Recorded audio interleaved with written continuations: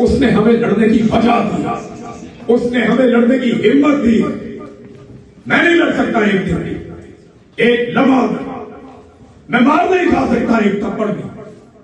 मेरा रब सबर देता है, वो ताकत देता है, वो आपको हौसला देता है, वो आपको खड़ा रखता है, और वही फतह का मालिक है और वही फतह देता है।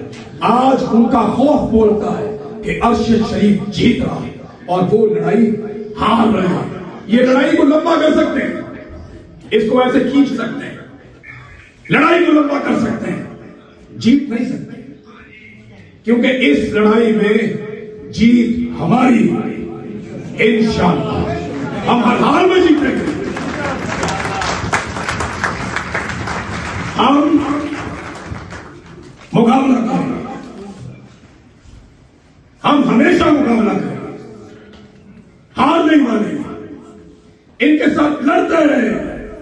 कभी हम कम होंगे, कभी हम ज्यादा।